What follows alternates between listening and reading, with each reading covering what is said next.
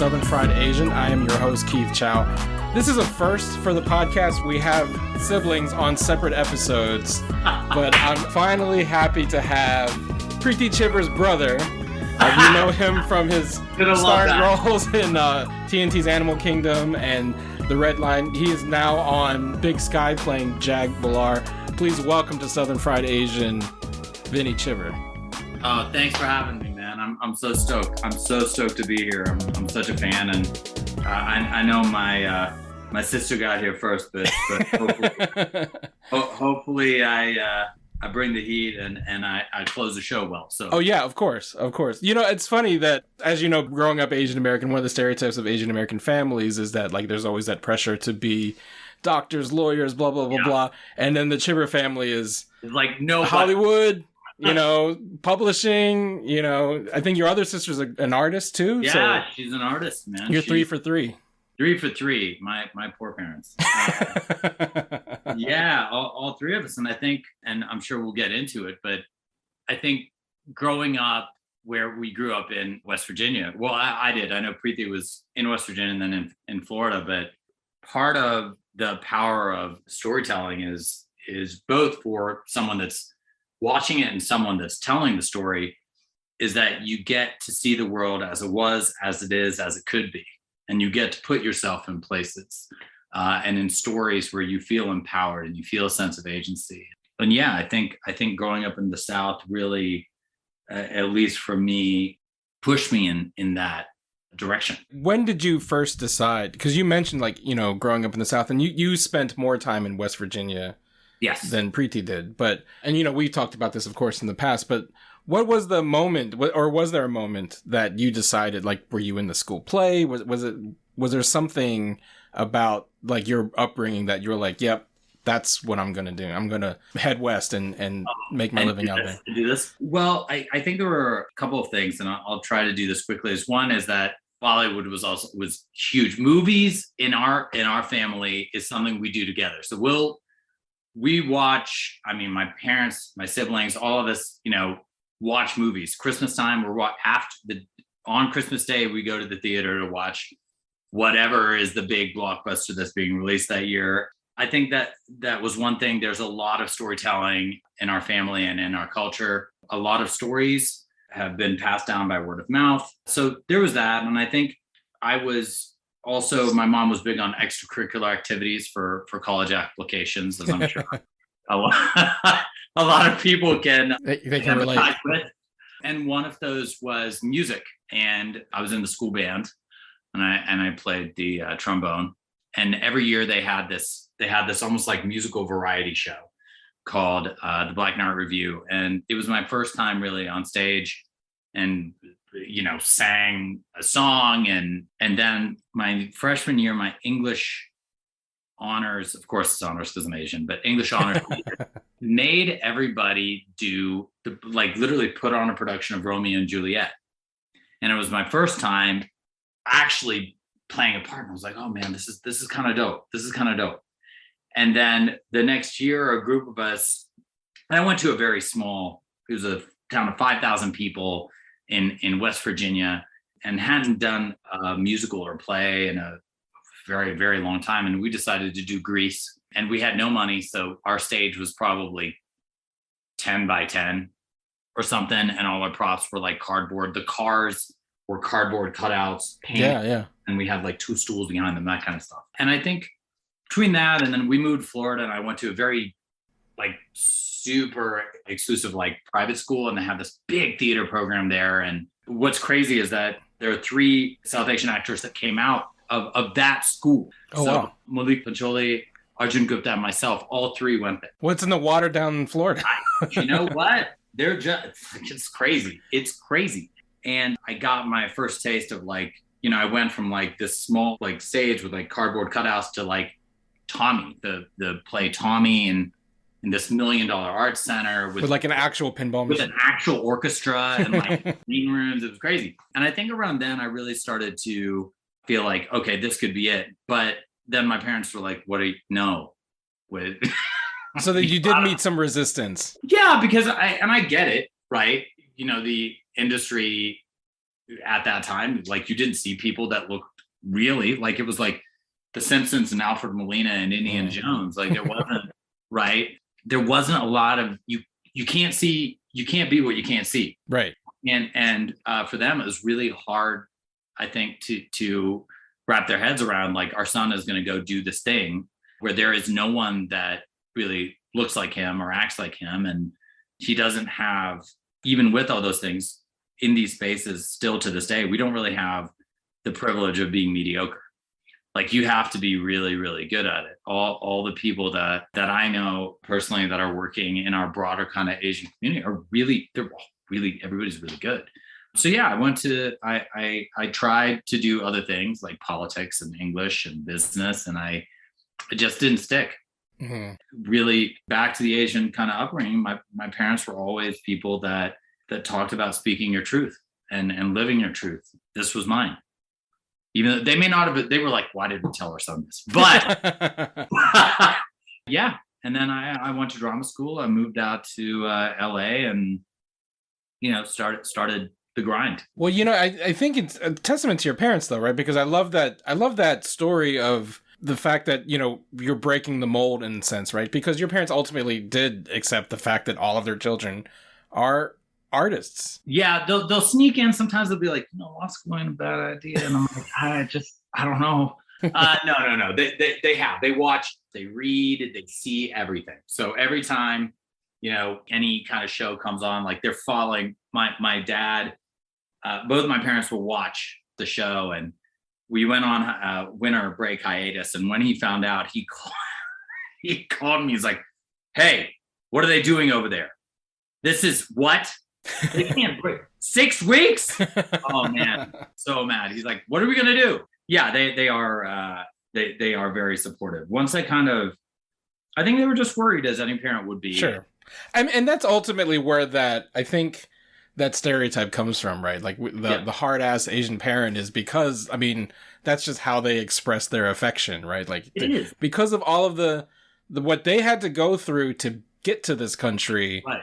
They don't want us to kind of have that same struggle, right? Yeah. Like we didn't come here for you to like have to grind. Yeah, exactly. And I was having a conversation with a friend of mine about how with my parents, and not that we don't say like, I love you and stuff in our families, but it's more about the action of, and it's more about showing up as opposed to just the work, right? And I think this is obviously, I'm generalizing here, but like how our parents love us is through action, is through going through all those things and putting their head down and really grinding it out and not having the privilege to speak up and say the things that you've been saying for years, that I've been saying, that a lot of us are saying now. They didn't have that type of freedom, when they came over here. So I think you're right in that, like, they didn't come here to watch us have to deal with the same things that they dealt with. Right. And to be fair, I'm kind of like ready for, since as you say, we are now the storytellers, I'm kind of ready for like to move beyond the domineering Asian parent story too, because I just feel like it's just like every Asian story over it. Even the Bilar family has a little bit of a hard ass dad that you got to please. We'll get to that. Yeah, we'll get to that, but I think that's a really good. Just for real quick, it's just dope that you're a crime family though, right? Like that's what's different about than it's just not like the same hard ass Asian parent, you know what I mean? Yeah, I that was something that has been consistently on my mind since I started, which was, it's not just about like putting someone's face on there, really looking at the person and seeing that diversity and inclusion can be an asset and not an obligation. And how do we like introduce nuanced narratives and themes into these broader stories that are actually representative of our really diverse experience as Asians, and even as I can even say as South Asians. As someone grew up in a Gujarati household as opposed to someone that grew up in a Punjabi household, their experience, their cultural experience, everything was so different. The language spoken is different. So I think this is really a first step as far as, and credit to Janina for coming in, and when they were having discussions, Elwood Reed being our showrunner on Big Sky, she was like, yo, I think like there's an opportunity here, and to come in and, they, like, she introduced this idea, like she was supposed to be this one art. Yeah. And I believe in this strongly. I know I don't want to speak for Janina, but I know Janina does, and many of us, we can talk about the salon with Nick and Bash, but which is the idea that we're past the point of like wanting to be the one person in the room, right? You want to give someone else an opportunity to succeed. They had us come into the writers' room and talk to the writers about it. And what's been so great is that you saw that the discussions we had an effect on the story and the characters' kind of arcs. And so often it's almost like, well, we're going to have these people here, we're going to ask them their opinions, and you don't see it reflected on the screen or in the story. In this particular case, and it's been so lovely, that has happened. Yeah. And so like empowering, and you see what actual like advocacy looks like in these types of spaces. 100%. In fact, I mean, I know you said you didn't want to speak for Janina, but for what it's worth, Janina was on this show, not Southern Fried Asia, but she was on the Nerds of Color talking about Big Sky, and how after her stint, she was like, what if Ren had a family? And what if that family, employed a WWE champion like Jinder Mahal? You know what I mean? Oh yeah, Raj is so good on the show. He's so good on the show. Right, like why can't we have our own John Cena, right? So let's talk about Big Sky. It's a show that, you wouldn't think would center Asian American characters at all, right? I mean, this is Southern Fried Asian, but the show takes place in Montana. Even though it's not the South, it's very much, of the same kind of. Yeah, it's rural and yeah, you don't not think of Asians there.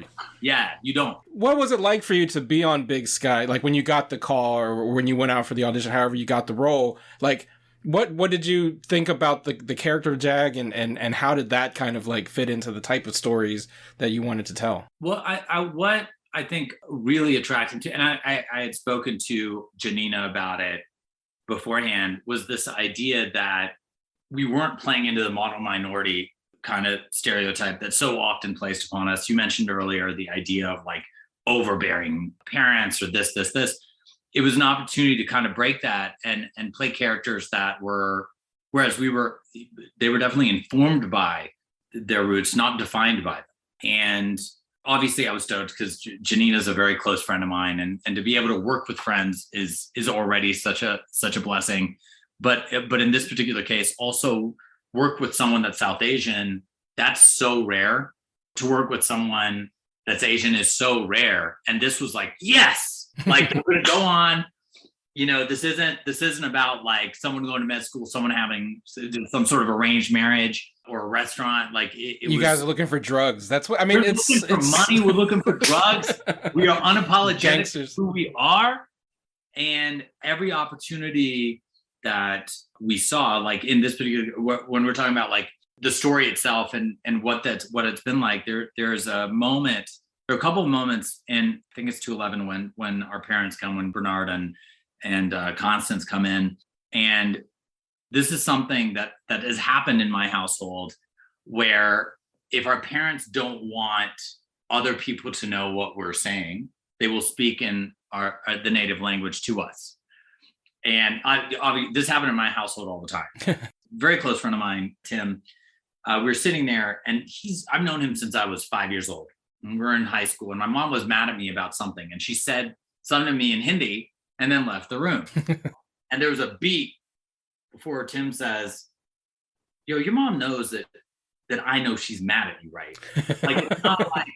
So thinking about that, there's a scene in the car, and my dad asks me, how is your sister? And I'm like, she's fine. Because I don't want to say anything because Alicia's, I don't want to say anything because of the whole log kya kahenge kind of like, what will people say thing. You don't shame the family in front of people on the outside. And then I was like, yo, what if I said this in Punjabi? What if I told him actually what's going on, but I said it in Punjabi? And the writer was like, yeah. Janine was like, yeah, let's do this. And then I do it, but then he turns around and tells her.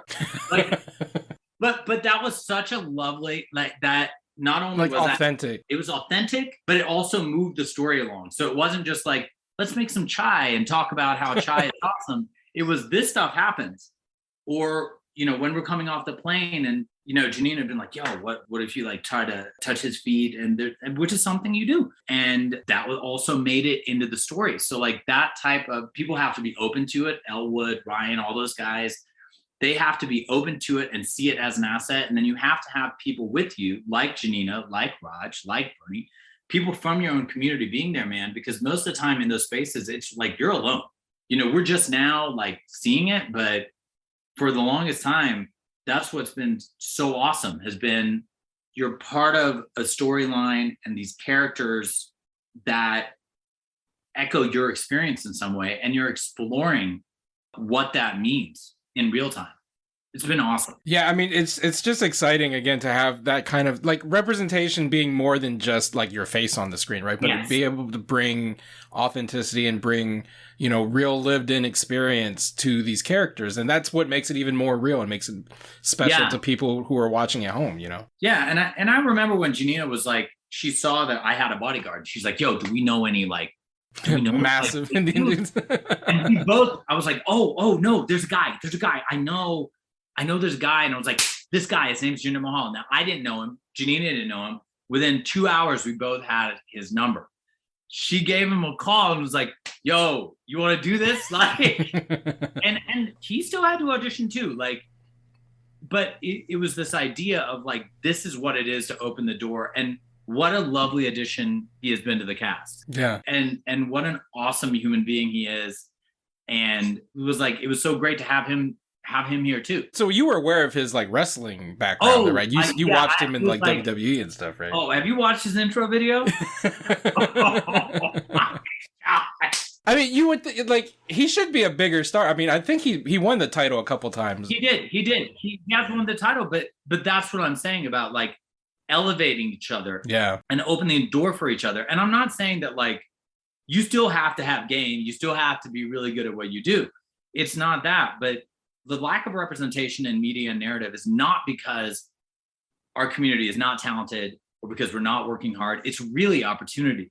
And I think part of the responsibility of being in the room is opening the door for other people. 100%. And we've seen how this works with, I've been fortunate enough to work with people like Ava DuVernay and Charles King. And I've seen that type of advocacy and what it can do and how it can empower people in entire communities. And I think this is such a lovely example on this show of how it can work. Like, it's awesome. Yeah, no, it's great. And I'm so thankful for like folks like you and like Janina who are out there always, advocating and pushing for diversity and inclusion. And you too. Well, yeah, but I'm not in the room. Right? I'm doing it from my little keyboard, but yeah. Yeah, man. But like, there are a lot of people that listen to you and look up to you and respect you because I think you give a voice to people that normally, that normally wouldn't have one. Yeah. No, I appreciate that. So I wanted to ask too, like on Big Sky, like I said, it's set in Montana. So it's, again, not a place that's usually associated with Asian American or even like people of color normally, right? How much of your experience being kind of an outsider in your own skin in growing up in, or let me step back a second. Did you feel that way growing up in, I don't want to assume that's how you felt in West Virginia. So here's the thing. I didn't, the town I grew up in, and they're lovely people there. My first play was there, but there weren't very many people of color there. So I didn't know any better. Mm-hmm. I was just one of the guys. And I think now, of course, there are other things that go. There's a lot. There is racism. There is privilege. There are all those things that take place. But I think when I was growing up, I didn't realize it at first. It wasn't racism and privilege and all those things manifest very differently. It's not just like, I don't know, a burning cross in somebody's yard. It's more nuanced than that. And a lot of times it's not even, it's ignorance. It's not even malfeasance, you know what I mean? And I think there's also like a, it's not just growing up in the South, because like you grew up in a small town. Like there's another culture layer there, right? Just being in a small town versus being in a bigger city, Yeah. And so I think with it's been a very, very conscious decision, at least for me artistically. Again, I don't want to speak to my other co-stars, which is to be unapologetically who I am in the spaces I am and allow for that type of agency to pull me through my kind of character arc and character thread. I didn't personally want it to be something that was like, because we already have enough of those where like I'm the other in this place. Right. And you know what, man? We grew up here, like I like barbecue ribs, apple pie, Korean barbecue. Well, and like your character has like a swag to him, right? Like, that's what's so cool about it. I mean, you're a straight up gangster, and that's what's like, you don't get to see that. Because there's always, like, I'm sure you remember like the Roger Ebert defending Better Luck Tomorrow back at Sundance 20 years ago, where it was like Asians, because there was a lot of Asians as bad guys kind of thing, but it's a different type of bad guy. This is a different type of thing because we are not defined by our otherness. Right. We're not, we're not coming in being like, we are a bad Indian family that drinks chai, goes to the temple, and Janina's getting in and get, an arranged marriage. Right, like, right. That's not what this is. It's not Temple of Doom. This ain't Temple of Doom. That's right. Yeah. So that is, the idea that like, we just are who we are. We are empowered to do what we want to do because you know what? We can. And I know, like if you know anything about like the Indo-Canadian, like kind of gang culture, those guys are empowered in who they are. Like they are not apologizing, not walking into spaces being like, oh my God, I'm so sorry. Or they are proud of being South Asian, proud of being Punjabi, and they wear it. Like they're just like, this is who I am, like deal with it. And if you don't, we can go outside and talk about it. Like, you know what I mean? Like that but that's real talk. And if you watch those guys, there's something really empowering about it, I think. Yeah, I mean, and again, it's a different type of like how Indian people, how Asian people have been depicted on screen. Because like even when we are the bad guy, when we are the villain, there's still like a subservientness of it, right? Like you're still like a faceless, mindless, like 100%, 100% cannon fodder. Yeah, and almost always actually. And you don't get to be swaggy. That's the thing, because like for most actors, I think, and please correct me if I'm wrong, but I think for most actors, you want to play a villain, right? Like there's something about like chewing the scenery as a bad guy that's freeing, that's empowering for most actors. But I think when you're a person of color, when you're an Asian specifically, it hits different, right? Because we're always playing the bad guy, but like a very specific type of bad guy. And I think that's what makes the Bilar family so interesting. That Temple of Doom, right? It's that kind of stuff. And it doesn't have to be. And I think that's what's so nice about being on the show is that it's not that. Like it's someone that embraces who they are, is not ashamed of where they come from and owns it. I mean, when I talked to Janina, she was even like, I'm not even sure we're bad guys. You know what I mean? Like, well, that's the thing. Yeah. That's the thing is that if you look at it from the other side, it's like, why are all these other people getting paid? I should get paid too. Like, who's telling me that this is wrong? The same people, like I'll never forget it. There are a lot of former politicians who are on the boards of marijuana dispenser, massive marijuana conglomerates now. And I'm like, right. For real though? Like that's okay. So how many convictions are you also overturning while you're sitting in those positions of power? Well, you're sitting in those positions now that you can make money off it, but anybody else does. So there is a certain aspect of like, well, everybody, why are we the ones that are being told that like we can't? Who's going to tell me no? And I think you nailed it. There's something very, very weirdly inspiring about it. Like one of the most notorious gangsters in Canada was the South Asian guy. And a lot of people, he did perpetrate all these crimes, but a lot of kids looked up to him. And they looked up to him because he was one that was saying, like, if someone said something racist or anything like that, the first time would be like, yo, what did you just say? What did you say? Say it. Come here. Say it to my face. And it's so rare that you see that. He did it publicly. Mm-hmm. And I think for us, on the show, one of the themes was like making sure that these characters love who they are. They are not ashamed of it. They're not feeling any pressure to be anything other than who they are. No, it's great, and I think it's awesome that it's also on like broadcast television too. Like even though it's 2022 and everyone's streaming, and you can also catch on Hulu. You have it on Hulu. There's something about it being on ABC in prime time that's like just there are a lot of people that are being exposed to that family and that story that normally wouldn't be. Yeah, 100%. It's really, really important that they see it. That's a really good point.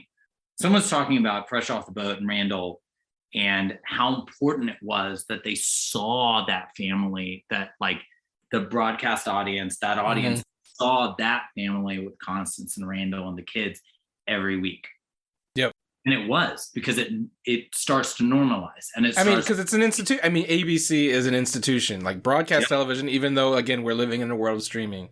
It's still an institution. There's something about the letters. Millions of people watch it every single week. Right. And 100%. Not all of them have had the level of exposure that you have or I have, or, so the hope is that that allows them to expand their perspective of who we are and what we represent. And it's not just 7-Eleven, the doctor, or the engineer. Right. No one's speaking with an accent. Indians have been around at this point in North America for generations and generations. So not everyone's parents have accents. And that, and sometimes your parent is a crime boss. So like that's sometimes. Bernie kills it too. God, Bernard White is so good. We started the conversation talking about how Asian parents kind of show their love in a different way. They don't necessarily say I love you, but they show it through action. And one of those actions, I think, is food. So one recurring segment that we have on Southern Fried Asian is that, I always ask my guests, because we're Asian and Southern, the thing that binds us all together is that love of food. Yes. So is there a specific food memory or dish or cuisine or just an experience that always, no matter where you are, whether you're in Montana or in Hollywood, brings you back to West Virginia? I kind of come, one I would say for sure is barbecue. I know West Virginia is not known for it. Yeah, I didn't know you guys had barbecue. No. We definitely have barbecue.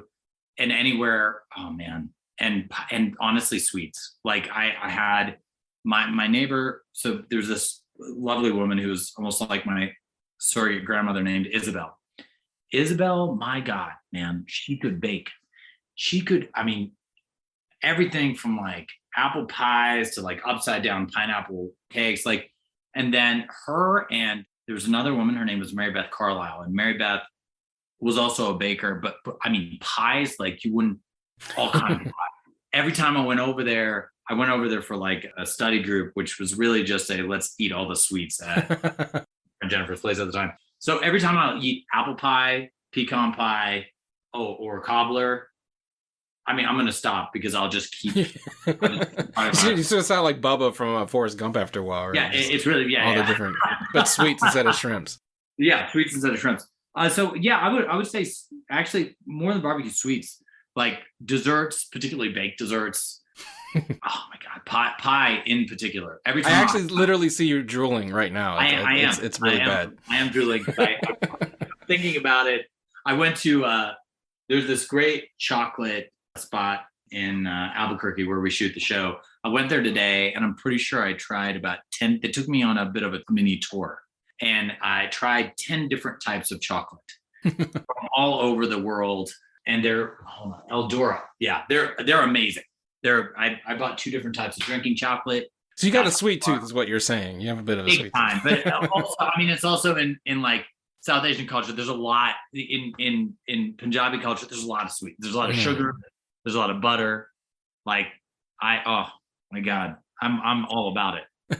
It's a weakness. That's awesome. And you guys are like, the town you guys grew up in is like right across the river from Ohio too, right? Yes. Wow. Ohio is like technically Midwest. Like, was there ever kind of like, are we Southern? Are we Midwestern? Kind of like no, we're identity definitely crisis. Southern. I have a Southern accent. It was sweet tea. You order sweet tea wherever you go, right? I love sweet tea. Sweet tea, definitely. Yeah, that accent. If I watch, the old school like VHS of me as a kid speaking, it's cringe inducing. Yeah. I might have a couple of those too about myself. Okay, that. I didn't realize I had it till I went to drama school, and they were like, "You do realize?" I had no idea, and it'll slip out, and I'm sure it happens to you every so often. You know, you've kind of earned the right to say y'all. Yeah. I say y'all all the time, like, because I can. Right. That's awesome, Vinny. Congratulations on all your success. Big Sky is a big deal, and I'm so excited for you. And again, like I'm trying to get all the Chhibbers on this podcast. Heroes next, or my mom. You know. Yeah, let's bring the whole family. We just did a Chhibber family reunion on the podcast. In fact, I had Preeti on my other podcast earlier this week, so I talked to her earlier this morning. It's Chhibber Week on Hard Knock Life. I was like, oh my god, dude. Yeah, man. It's been such a pleasure, and thank you so much for having me and letting me kind of talk about the show with you. And of course, that's this kind of stuff. Well, for anyone listening, if they want to follow you and follow your work, where's the best place they can find you on the internet? I would say Instagram is probably the easiest way to hit me up, and that's just V Chhibber, which is VCHHIBBER on IG or Twitter. I'm not as active, but I'm there. Yep. I've got a question for you. Do you have I'm looking at your background back there. Are those figurines? Yeah, those all action figures over here. I see Batman. Yeah. I think that's my sister's book behind you. And then you. Yes, I have Preeti's new book. That's right there. I'm special because it doesn't even come out until July. Yeah, I don't even have a copy of that. Everybody hear that? I don't even have a copy, but Keith is VIP here. Yeah, exactly. So I have what even the family doesn't get. That's how dope I am. Wow, man, you're coming over for Christmas dinner. Hey, don't say that because I will. You're more than welcome, please. Well, again, Vinny, this has been such a pleasure. I've been wanting to get a chance to talk to you for a minute now, so I'm glad we were able to make it work. And Big Sky is on ABC Thursday nights at 10? 9 Central. And streams the next day on Hulu. So yeah, check that out as well. Vinny Chhibber, thank you for being on Southern Fried Asian. This was awesome. Thank you so much. You can find me, Keith Chow, on Twitter at @TheRealChow, _real_Chow. Follow the podcast at Southern Asians on Twitter and at Southern Fried Asians on Instagram. Go to hardknockmedia.com to find this and all of the podcasts in the Hard Knock Media Network. Subscribe and download Apple Podcasts, Google Play Music, Stitcher, Spotify, anywhere you get podcasts. Support us on patreon.com/thenerdscolor. Also find us on GoFundMe. As always, Southern Fried Asian is co-produced by Jess Vu. Email us thenerdscolor@gmail.com. Subscribe to our YouTube channel, youtube.com/thenerdscolor. And until next time, keep it Southern Fried, y'all.